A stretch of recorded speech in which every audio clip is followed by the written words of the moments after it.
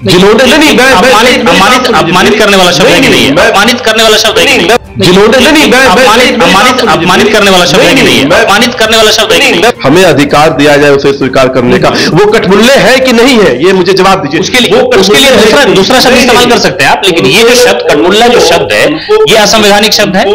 जो लोग धारा 370 हटता है तो वो कठमुल्ले निकल के बिल से बाहर आ जाते हैं। जब इस देश के अंदर पॉपुलेशन की कंट्रोल की बात होती है तो वो कठमुल्ले बिल से बाहर निकल के बाहर आ जाते हैं। कठमुल्ले वो है जिन्होंने 370 का विरोध किया। कठमुल्ले वो है जो मुस्लिम समाज को, पसमानदा समाज को पीछे रखना चाहते हैं। जब लालू प्रसाद यादव की सरकार होती थी तो 96 से लेकर के 2005 तक जो बजट होता था वो बजट पूरा खर्च नहीं कर पाते थे ये लोग। जब लोन देती थी तो बिहार की सरकार गारंटर नहीं बनती थी बिहार के विकास के लिए लोन लेने के लिए। तो ये इतिहास है बिहार का, लालू प्रसाद के शासनकाल का। लेकिन दुर्भाग्यवश इस देश के अंदर मुसलमान तबके ने हमेशा निगेटिव वोटिंग किया। दिल्ली में भारतीय जनता पार्टी की जीत के बाद बिहार की बारी है और भारतीय जनता पार्टी के नेता ये कह रहे हैं कि दिल्ली तो झांकी थी, असल तो बिहार में जो सियासी लड़ाई है वो होगी। इसी दौरान प्रधानमंत्री मोदी 24 तारीख को भागलपुर आएंगे। बीजेपी के नेता और कार्यकर्ता उत्साहित हैं। विपक्ष ये कह रहा है दानिश साहब के प्रधानमंत्री आते तो हैं लेकिन बिहार के लिए वो चीजें नहीं दे पा रहे हैं जो उन्होंने 14 में घोषणा की, 19 में घोषणा की, 24 में की। बिहार को छला जा रहा है। उस खाना पूरी के लिए प्रधानमंत्री आकर के लोगों को प्रलोभन देकर के चले जाते हैं। देखिए, इस तरह के सवाल का तो मीडिया ही जवाब दे रही है कि जिस प्रकार से बिहार के अंदर एयरपोर्ट हो, जिस प्रकार से बिहार के अंदर एम्स का निर्माण हो, विश्वविद्यालय का बात हो, जिस प्रकार से इंफ्रास्ट्रक्चर का विषय हो, पुल की बात हो, ये सब केंद्र सरकार कर रही है। और अभी 24 फरवरी को प्रधानमंत्री जब भागलपुर आ रहे हैं तो जो किसान सम्मान योजना है जिसके अंतर्गत किसानों के डायरेक्ट अकाउंट में जो पैसे जाते हैं, जो सहयोग केंद्र सरकार करती है, उसकी शुरुआत पूरे देश में प्रधानमंत्री बिहार से करने जा रहे हैं, भागलपुर से करने जा रहे हैं। बड़ा विषय है। पूरे बिहार के ही नहीं अपितु पूरे देश के किसान को जो है लाभ होने जा रहा है।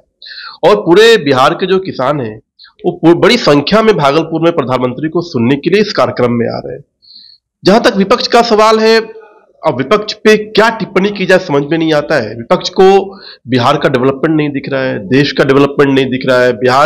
बिहार जिस प्रकार से आज इंफ्रास्ट्रक्चर में आगे बढ़ रहा है, जिस प्रकार से बिहार आज उद्योग में, जिस प्रकार से इंडस्ट्रीज यहाँ पे आ रहे हैं, इन्वेस्टमेंट बिहार के अंदर आ रहा है, मुझे लगता है कि एक वो भी वक्त था बिहार का जब लालू प्रसाद यादव की सरकार होती थी तो 96 से लेकर के 2005 तक जो बजट होता था वो बजट पूरा खर्च नहीं कर पाते थे ये लोग। 96, 97, 98 में 40%, 60%, 50% बजट बिहार सरकार खर्च करती थी। जब केंद्रीय एजेंसी जब लोन देती थी तो बिहार की सरकार गारंटर नहीं बनती थी बिहार के विकास के लिए लोन लेने के लिए। तो ये इतिहास है बिहार का, लालू प्रसाद के शासनकाल का। और आज जो है बिहार के अंदर इन्वेस्टमेंट भी आ रहा है, केंद्र सरकार का सहयोग भी हो रहा है और नीतीश कुमार मुख्यमंत्री के तौर पर उस बजट को, उस पैसे को बिहार की प्रगति और विकास में खर्च भी कर रहे हैं, जो जाहिर तौर पर सब लोगों को दिख रहा है। अच्छा, विधानसभा जो चुनाव है वो सर पर है। सवाल ये हो रहा है कि दिल्ली में मुसलमानों ने अच्छी खासी संख्या में वोट किया बीजेपी को। क्या मुसलमान बीजेपी की तरफ आ रहा है? जैसे यूपी में कहा कि मुसलमानों ने बीजेपी को वोट किया था, वहां दिल्ली में कहा अब बिहार में भी मुसलमान उस तरफ जाएंगे। खुद आप पार्टी में एक बड़े ओहदे पर हैं, मुसलमान होने के नाते भी सियासी तौर पर आपको इज्जत है, लेकिन जो आम कार्यकर्ता है उसको अपनी तरफ लाएंगे क्या? देखिए, निश्चित तौर पर एक प्रकार से कहीं ना कहीं मुसलमान जो थे वो भारतीय जनता पार्टी से दूर थे। आहिस्ता आहिस्ता वक्फा जो है मुसलमानों ने भारतीय जनता पार्टी को वोट देने का काम किया। और जैसे जैसे हमारे जो यंग हैं, जो यूथ है मुस्लिम समाज में, जो पढ़ाई लिखाई करके समझ रहे हैं, देश की लोकतांत्रिक प्रक्रिया को समझ रहे हैं, वो अपने मताधिकार का दुरुपयोग नहीं करना चाहते हैं कि किसी को हराने के लिए वोट किया जाए। निगेटिव वोट्स जो होते थे, मुसलमान जो हमेशा निगेटिव वोट करते थे कि बीजेपी को हराने के लिए वोट करना है। कोई भी व्यक्ति, चाहे वो गरीब से गरीब व्यक्ति हो, अनपढ़ व्यक्ति हो, वो किसी को जिताने के लिए वोट करता है, अपने क्षेत्र की सुविधाओं को अच्छा करने के लिए अच्छे कैंडिडेट का चयन करता है। लेकिन दुर्भाग्यवश इस देश के अंदर मुसलमान तबके ने हमेशा निगेटिव वोटिंग किया, हमेशा बीजेपी को हराने के लिए वोट किया। लेकिन अब जब प्रधानमंत्री ने 2014 से इस देश के अंदर हुकूमत की और अपने हुकूमत के माध्यम से गरीब, मुस्लिम, दलित, पसमानदा मुसलमानों का जो उत्थान किया, उनको जो मुख्य धारा में लाने का काम किया, उससे ये साफ संदेश गया उन मुसलमानों के बीच में भी कि हमें अब निगेटिव पॉलिटिक्स नहीं करनी है, अब हमें बीजेपी के साथ आना होगा, मुख्य धारा में जुड़ना होगा, हमें अपने मुस्तकबिल के लिए और आने वाले जनरेशन के मुस्तकबिल के लिए। उसी का उदाहरण आपको दिल्ली में देखने को मिला, उससे पहले आपको उत्तर प्रदेश में देखने को मिला कि मुसलमान आहिस्ता आहिस्ता जो है वो जो बंदिशें थी उस बंदिशों को तोड़ करके जो है भारतीय जनता पार्टी को वोट देने का काम कर रहा है। और मुझे पूरी उम्मीद है कि मुसलमान समाज अब पॉजिटिव वे में अपने मतों का उपयोग करेगा और बिहार के चुनाव में मुसलमान की भूमिका बड़ी निर्णायक होने वाली है। देखिए, ये जो सो कॉल्ड जो लीडर्स हैं जो मुसलमानों का अपने आप को रहनुमा कहते हैं, वास्तविकता तो ये है कि इन्होंने मुसलमानों के लिए कुछ नहीं किया। जिन लोगों की सरकार थी, जो मुसलमानों के बल पर सत्ता में थे, सरकार में थे, आज तक उन्होंने किसी मुसलमान को जो है हेल्थ मिनिस्टर नहीं बनाया, आज तक उन्होंने किसी मुसलमान को पीडब्ल्यूडी मिनिस्टर नहीं बनाया। तो ये जो है इतिहास रहा है इन लोगों का, मुसलमानों को किस प्रकार से ठगने का काम किया है। तो मुझे लगता है अगर मुस्लिम समाज की भागीदारी भारतीय जनता पार्टी के साथ होगी तो निश्चित तौर पर भारतीय जनता पार्टी का ये इतिहास रहा है कि उसने सभी समाजों को जो है इज्जत बख्शी है, सभी समाजों को जो है बड़े ओहदे दिए हैं, सभी समाजों का प्रतिनिधित्व किया है।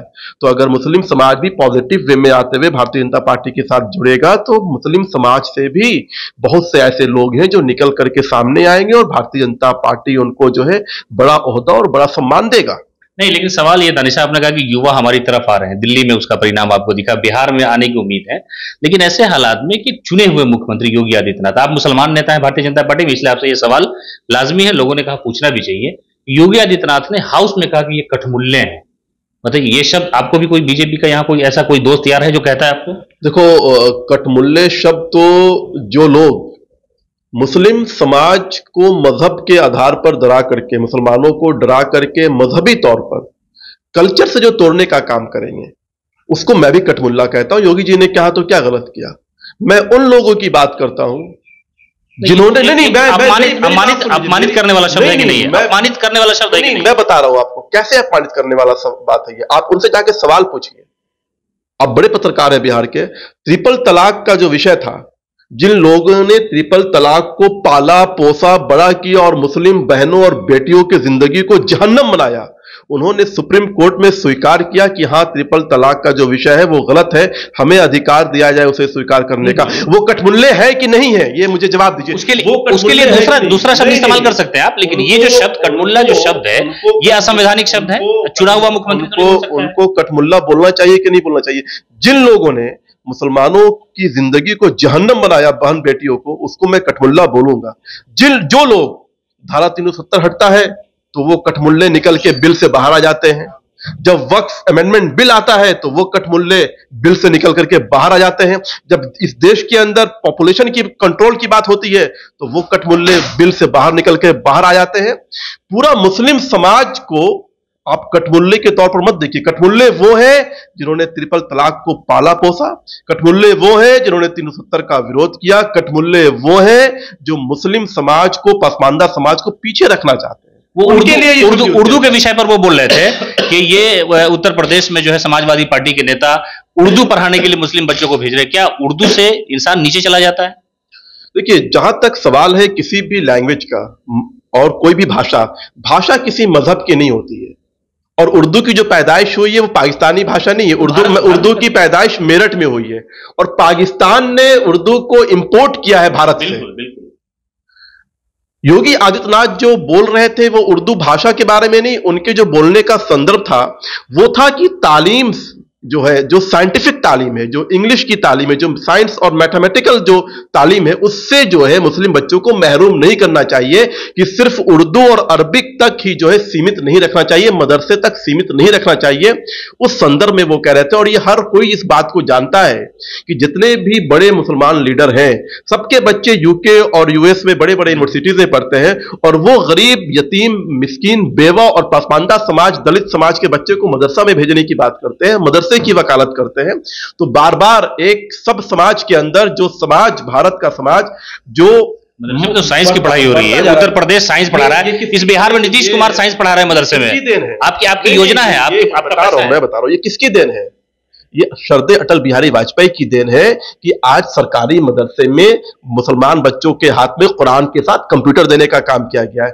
कभी कोई किसी कटमुल्ले ने इस बात की सराहना नहीं की कि अटल बिहारी वाजपेयी जी ने जो है मुसलमानों को साइंटिफिक पढ़ाई से भी जोड़ा है।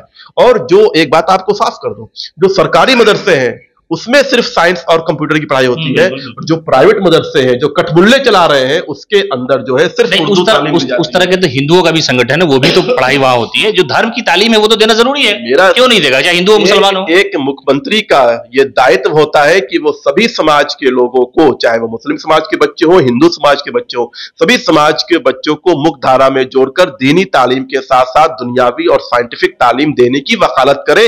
वही वकालत योगी आदित्यनाथ। विपक्ष अगर इस मामले को आपके चुनाव में भुनाएगा तो कैसे जवाब देंगे आप? फिर वही बोलेंगे कि हाँ ठीक बोला। क्या योगी के बयान को लेकर के विपक्ष अगर बिहार में आप जैसा मुस्लिम नेता चुनाव लड़ेगा और आपके सामने जाकर बोलेगा कि इनके मुख्यमंत्री मुसलमानों को गाली देते हैं, तो आप उसका जवाब कैसे देंगे? यही तो जो है पॉलिटिक्स जो विपक्ष करती आई हमेशा।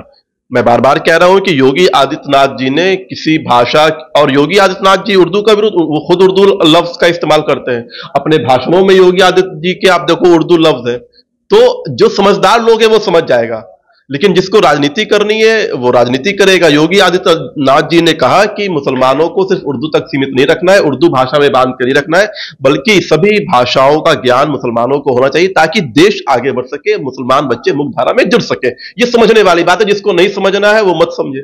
चलिए, दानिश इकबाल से लंबी बातचीत हुई, इन्होंने साफ तौर पर कहा कि योगी आदित्यनाथ के जो कहने का मतलब था वो दूसरा था, इसको विपक्ष के लोगों ने अलग तरीके से किया। वैसे लोग जो मुसलमानों की तालीम में रोड़ा बनते हैं। और उसके अलावा प्रधानमंत्री मोदी की जो बिहार यात्रा है उसको लेकर के भी इन्होंने कहा कि किसान की जो योजना है उसके बारे में किसान से बातचीत करेंगे और इसका फायदा 2025 में एनडीए को जरूर मिलेगा।